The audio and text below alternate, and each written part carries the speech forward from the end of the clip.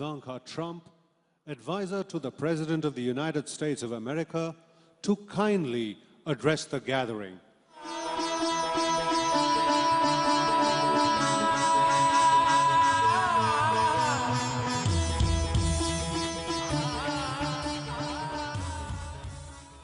Hello, everyone. Thank you for all being here and for the incredibly warm welcome. On behalf of the United States and the 150 other countries represented in this room, thank you for hosting the Global Entrepreneurship Summit here in Hyderabad, a city that is quickly emerging as the innovation hub of India. And thank you, Prime Minister Modi, for joining us here today, and for all that you are doing to build India as a thriving economy, a beacon of democracy, and a symbol of hope to the world.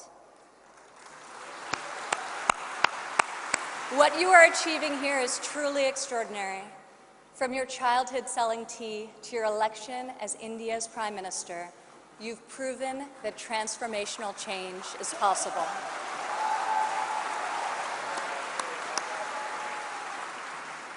And now you are bringing that promise to hundreds of millions of people across your country. Thank you. To the people of India, I want to congratulate you as you celebrate the 70th anniversary of your independence. You are celebrating it as the world's largest democracies and one of the fastest growing economies on earth.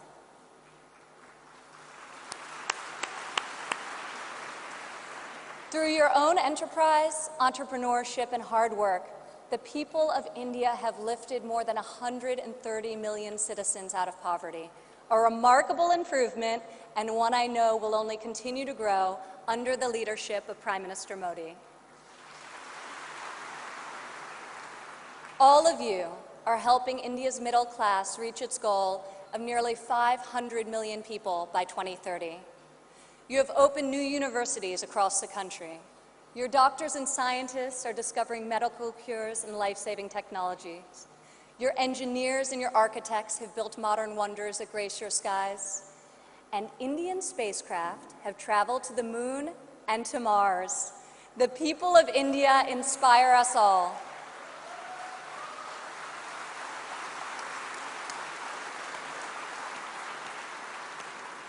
This is the first time India has hosted the Global Entrepreneurship Summit. It is a symbol of the strength and friendship between our two people and the growing economic and security partnership between our two nations. As President Trump said earlier this year, India has a true friend in the White House.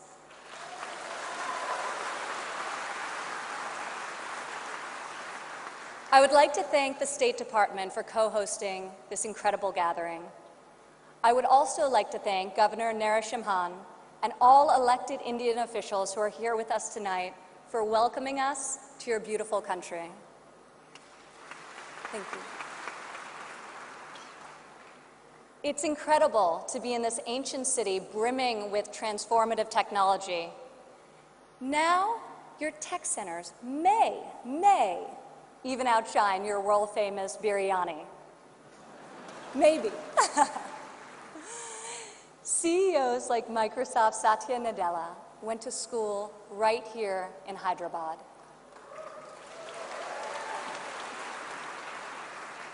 Just a few kilometers away, T-Hub's brand new facility is set to open next year and will become the largest incubator in Asia. In this city of pearls, the greatest treasure is you, the dreamers, the innovators, entrepreneurs, and leaders who never give up, never abandon your aspirations, and always strive for a better tomorrow. Today, we come together to celebrate what is happening here in India, what is happening in the United States and all over the world. Entrepreneurs are revolutionizing our economies and improving our societies. You are rewriting the rules. You have the inspiration and drive to serve our communities through the projects you start and the businesses you build. You have the grit, the perseverance, and the will to succeed. Each of you started with an idea. You've worked long days and nights to code the next robot, create the next app, find the next cure, and discover the next breakthrough to improve the lives of millions of people. Some may have tried to convince you that the risks are too great, the rewards too small. But you are here today because you are not afraid to fail. You want to own your future. So I want to congratulate you on all that you have already accomplished.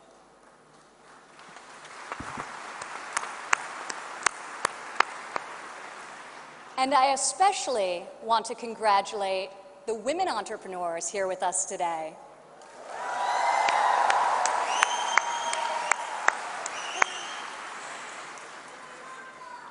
Thank you. This year's summit is focused on a theme that is key to our future: women first, prosperity for all. I'm proud to say that for the first time ever, women make up the majority of the 1,500 entrepreneurs selected to attend this summit. I see all of you out there. Only when women are empowered to thrive will our families, our economies, and our societies reach their fullest potential.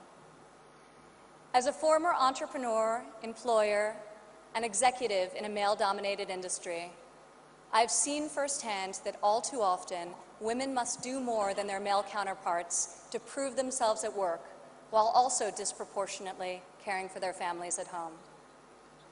After my father's election, I saw an opportunity to leave my businesses for the privilege of serving our country and empowering all Americans to succeed.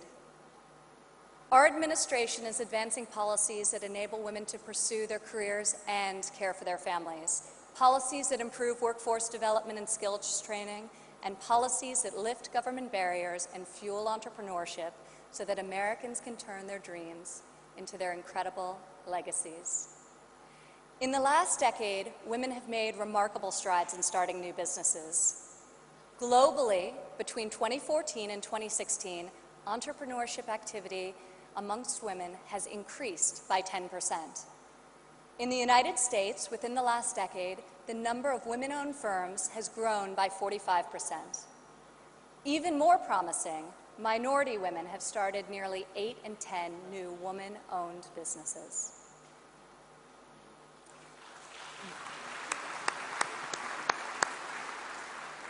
Today, more than 11 million women in the United States own businesses. They employ nearly 9 million workers and generate over $1 trillion in revenue.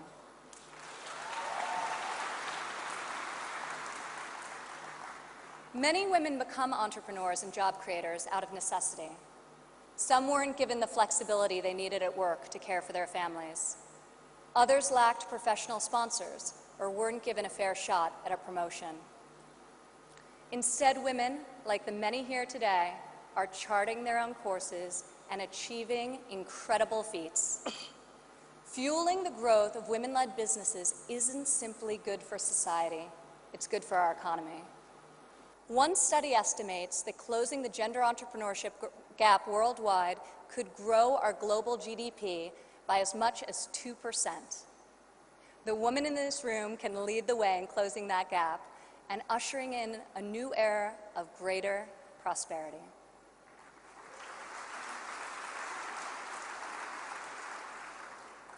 Yet despite the soaring rate of female entrepreneurs, women still face steep obstacles to starting, owning, and growing their businesses. We must ensure women entrepreneurs have access to capital, access to networks and mentors, and access to equitable laws. In developing countries, 70% of women-owned small and medium-sized businesses are denied access to capital. The result has been a nearly $300 billion annual credit deficit for women entrepreneurs in the developing world. In the United States, a Harvard Business Review report found that investors ask men questions about their potential for gains, whereas they ask women questions about their potential for loss. This could in part explain why women entrepreneurs received less than 3% of venture capital funding in 2016. We are working hard to reverse this trend. The U.S. Small Business Administration, for example, increased lending to women by over $500 million this year alone.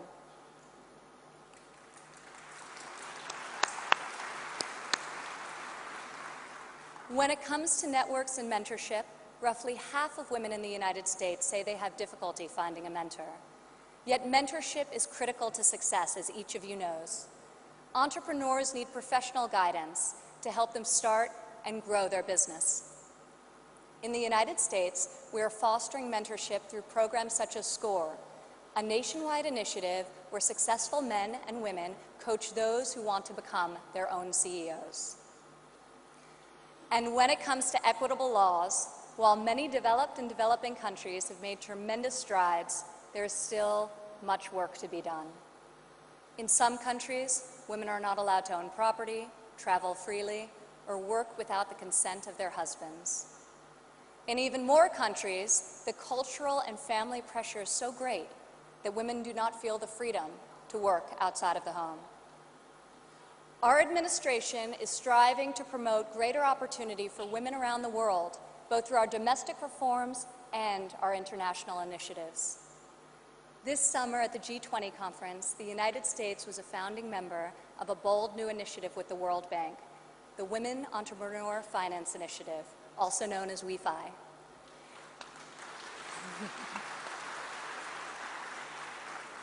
This facility provides access to capital, networks, and mentorship for women in developing countries.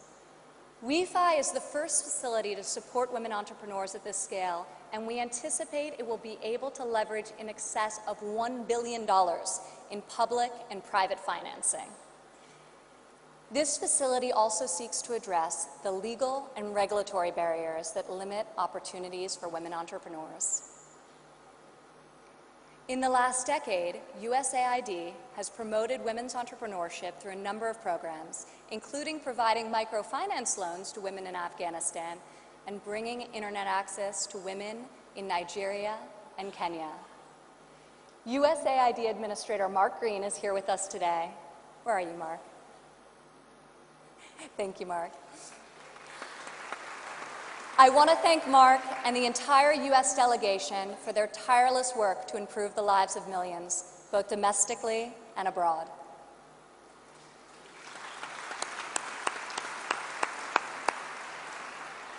Further, as each and every one of you can attest, this summit is yet another powerful example of a U.S. initiative that connects entrepreneurs around the world with investors who believe in your mission and will champion your success.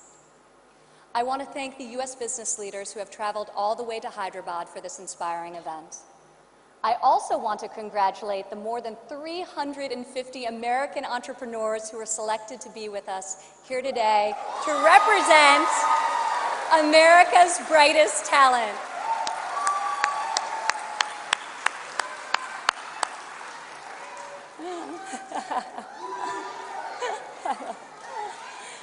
I think I found your section. Thank you. At home, our administration is committed to empowering women entrepreneurs through domestic reforms. In the past 11 months, we have expanded apprenticeship programs and prioritized STEM education to ensure that women and men have more opportunities to master the skills that drive progress in the 21st century. We have dramatically reduced job-crushing regulations, which disproportionately hurt entrepreneurs and small business owners. And we are laser-focused on passing long-overdue tax cuts. This will provide much-needed relief to working families and to businesses of all sizes. Also this year, for the first time ever, the President's budget included a proposal to establish a nationwide program for paid family leave. We are committed to supporting women and men who work both inside and outside of the home.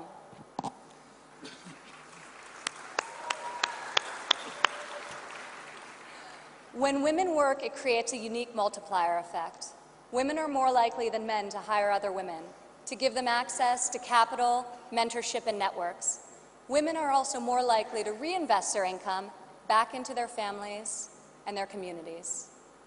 Here in India, I want to applaud Prime Minister Modi for his firm belief that the progress of humanity is incomplete without the empowerment of women.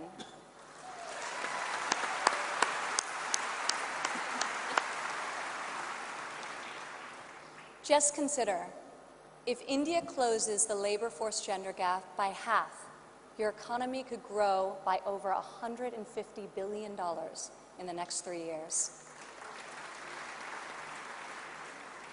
As we kick off this 3-day summit, I encourage everyone here to come together, learn from each other, and find new ways to lift barriers in our society so that women are free to innovate, empowered to succeed, and able to leave our children a brighter future. As we strive for change, we must never forget that the best hope for our future is far greater than any single government policy. The source of our success is found in the spirit, the drive, and the talent of our people. Here with us today from San Francisco is Dara Dotz. Dara spent over a decade working in underserved communities around the world.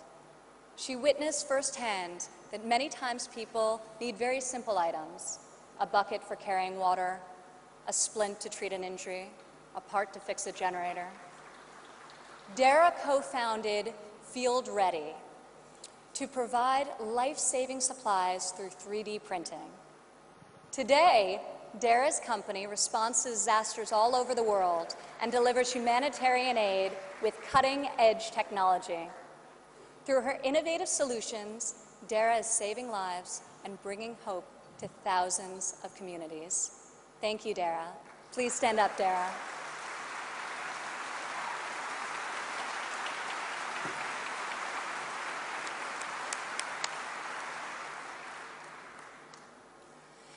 Rajlakshmi Bhartakar joins us from Bangalore, India. When her son began having seizures at a young age, she decided to create her own solution to better monitor his health.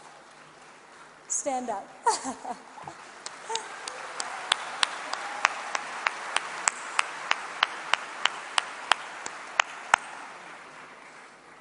She invented a smart glove that predicts, manages, and detects different diseases and disorders using artificial intelligence.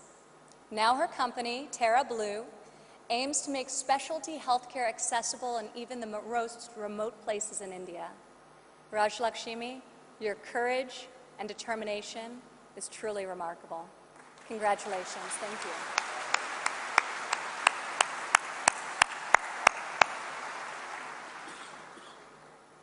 Also here with us today is Rayan Karmalova from Azerbaijan.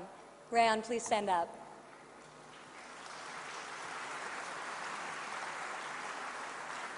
You all won't believe this, but Rayan is just 15 years old. But that has not stopped her from founding a company that harvests energy from rainwater. Rayan has a powerful motto: light up one house at a time. Rayan, each home you light up is illuminating the world. We are inspired by your brilliance and your hard work. Thank you.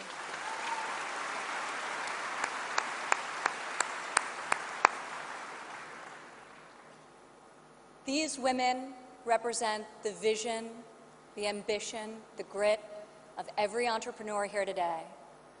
You are saving lives, creating jobs, and bringing hope to our communities. You are transforming our societies one business and one customer at a time. You prove to the world that we have the power to rise above the challenges of our day and to pioneer new pathways forward and to leave our mark on this moment in history. Just think about how much better the world would be if all of us, men and women, are empowered to dream big, aim high, and work together towards a more just and prosperous future. A future where mothers and fathers can work hard to build a better life for their families, where boys and girls can go to school, discover their talents, and pursue their ambitions, and where people of all nations can live and work together in dignity and in peace. This is the future we can, will, and must build together. And this is the promise of the visionaries gathered in this room today. Thank you.